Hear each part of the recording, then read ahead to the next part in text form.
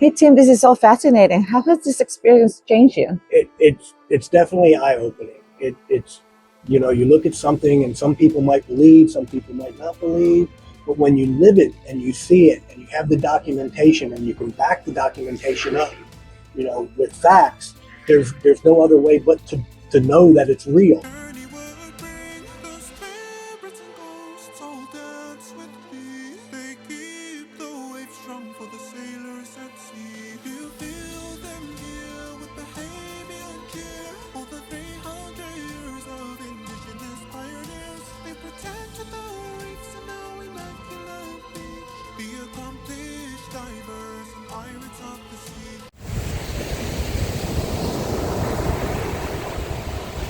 Hey Tim, thank you so much for meeting me here in beautiful Delray Beach. It's my pleasure.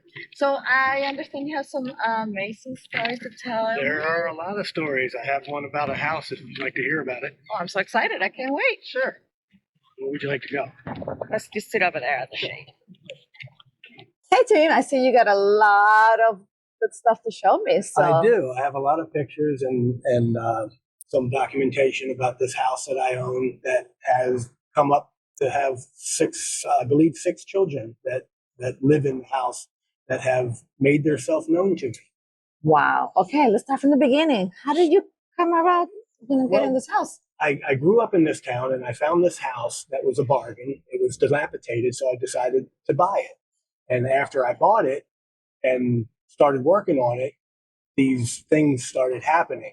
And when they started happening, I started doing research on the house to find out where it came from, how it became, and stuff like that.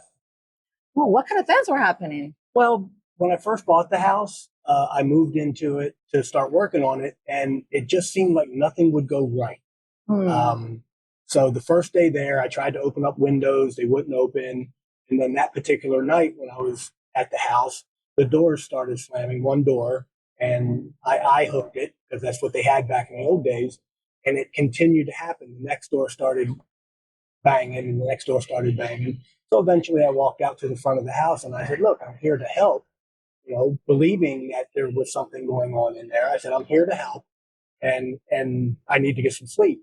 So the next morning when I woke up, all the windows would open up with no problem. And I started the day. Wow, like the house gave you permission. It's kind of like the house gave me permission or I was asking the house for permission. Amazing. And you have the pictures of the house? I do. This is one of the pictures of the house when I first bought it. And where is this house located? It's up in Maryland. It's in a historical district in Maryland. Beautiful home. Which everybody is familiar with Maryland having, a lot of haunted situations up there. Mm-hmm. But we went back and I finally started doing research of what the house looked like from the beginning because I wanted to bring it back to its original glory. Mm-hmm. It's beautiful. It's a beautiful home. It was huge. It was 3,900 square feet, and it was built by a shipbuilder named Elisha James Tull. He was the second mayor of the town, and I have his documentation here that came from an excerpt in a book about his shipbuilding company, which was directly maybe 200 yards up the street from where the house was built. Wow. And he used the wood from the shipbuilding company to build the house. Whatever was left over is what he built the house with. That's how they did it back then. That's when they did it in the back. But some of the things that I found in the house on the first go around was, like I said, the windows wouldn't open, but when I asked the house for permission, it would let me open it. Then I noticed that there would be things like my tools. My tools would be scattered up the stairwell. And I would ask somebody that was helping me, did they do that? And they said, no. So all these little things started to come out with things happening. So it was the tools first, and then I started walking through the house and I found this rocking horse. The rocking horse had a busted head on it, but I could tell that it was hand built. So I'm presuming that it was built by Elisha James Tull. I put it back together, put the rocking horse inside the house, and the next morning it was outside on the porch again. It almost sounds like little things that kids would do, right? Little things that kids would do. And that's one thing that I heard when I was working is I heard electrical boxes being slid across the floor. So I walked up and they were in one corner, but they were in the next corner the next time. So obviously it was something small, some children or something like that. So that led me to look into the house's background. Up until this point, it was only owned by one person for 50 years. Mm-hmm. I did the background check, found out that it was the second mayor of this particular town that built the house. And then while I was working on the house, I found a book that was written by an author explaining about Mr. Tull and about his woodworking and his shipbuilding. And it was actually written for his great-great-grandson. So when he was in town, I contacted the author and I told her, that the book was wrong. And because in the book it says that the house burned down. And I told her, I said, no, it didn't burn down. I said, if it did, I have the best looking house. Right, you have the house. So that's when she said, well, come meet Mr. Tull, Stanley Tull. So I did. Incredible. And when he talked to him, he said, what are you doing here? You don't have any connection to the family. I said, no, I bought your house. And so he went and looked at the house. And on the way there, he told me this story about how it had 6 porches and it was used as a tuberculosis house in the old days. So when he saw it, he was in awe. He couldn't believe that I had that particular house. Then I started doing the research after he gave me his family tree with his family history. I was able to piece together like some of the deaths that occurred in the house prior to him dying in 1924. And some of the things that I found out were that there was a bunch of children in there that had passed away from the beginning of, back in the old days, they had a short lifespan. So I looked at his documentation and found that many of the children died within the first 1 or 2 years of their lives in the house. Makes a lot of sense. It does.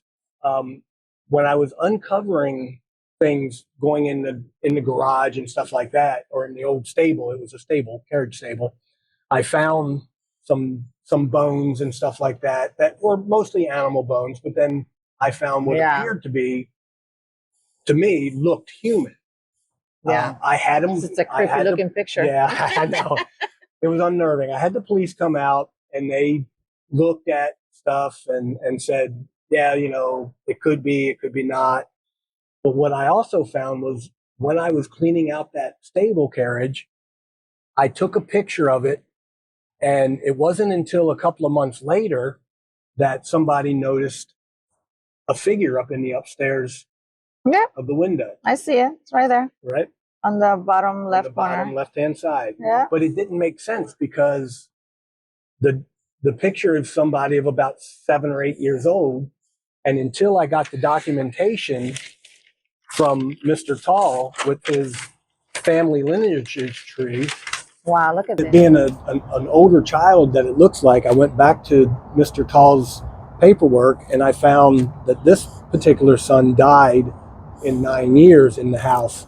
So I did the research and found his gravestone in the local cemetery, which it looks like a 3, but I guess it was actually a 9, which explains why the child looks like a 9-year-old. Right, doesn't look like a toddler. It looks like a child. Look like a toddler. Yeah, that makes more sense.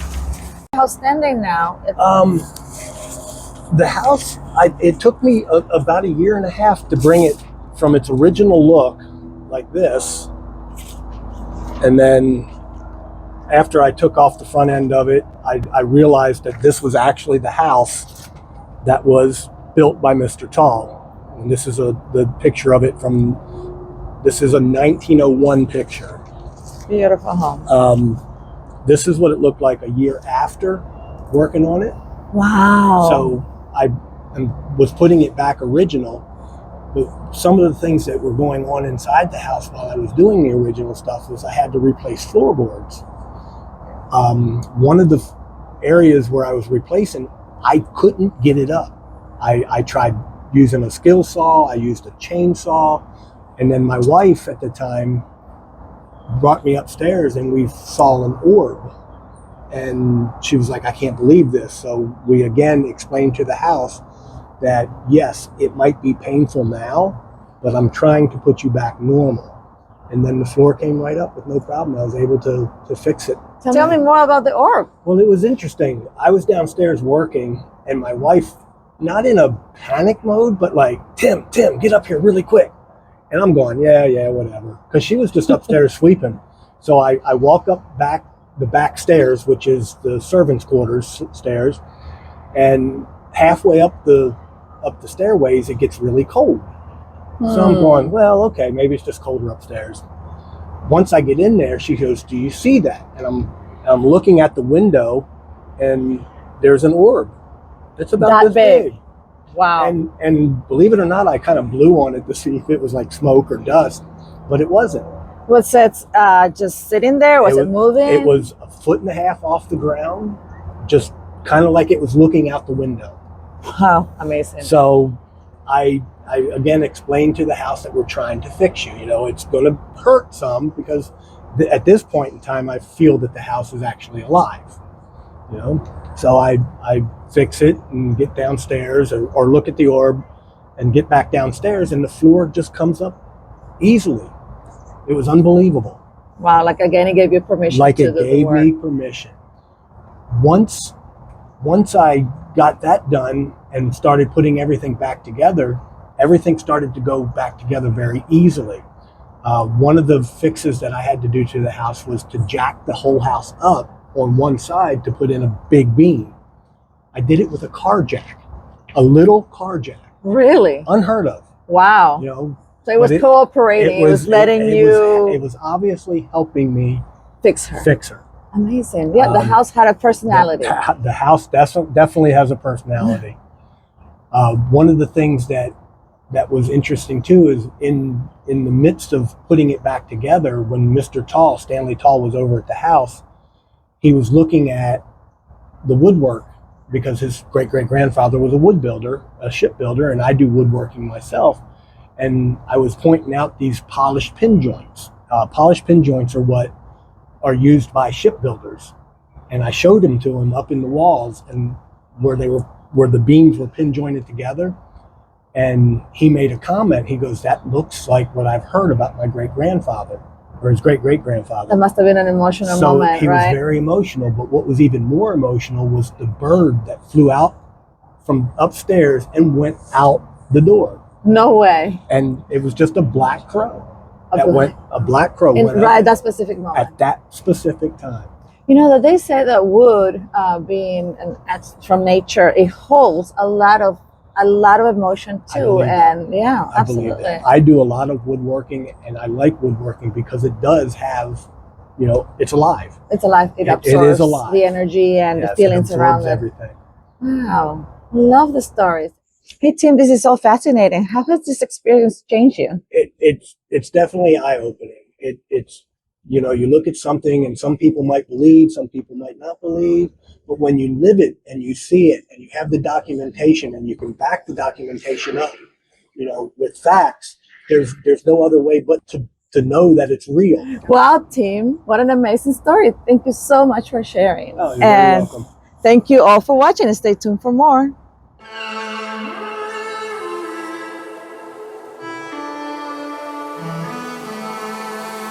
Delray Beach, the village by the sea. From Michigan and Nassau, they paved the way for you and me. The scorching heat and lack of everyday things.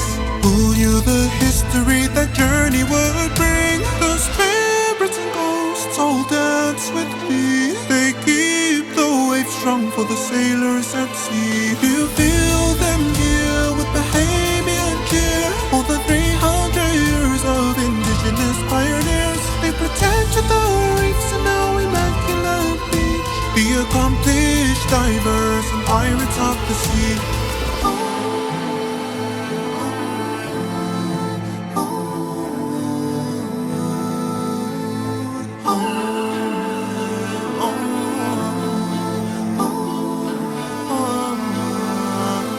The scorching heat and lack of everyday things. Who knew the history that journey would bring? They created the world that we now see. A city for everyone like you and me.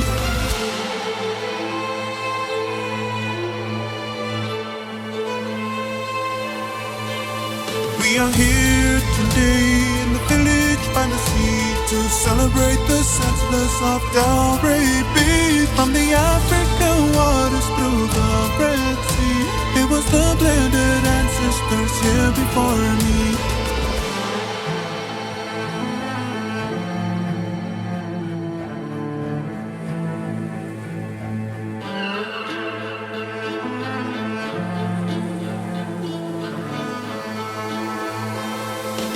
We feel their love in the ocean breeze, a beautiful world they created for around to see. Delray Beach, a pioneer's jubilee, a city for everyone like you and me. Delray Beach, a pioneer's jubilee, where the gold fell from the sailors of the sea. Delray Beach, where the spirits and ghosts all dance with me. May God bless them all.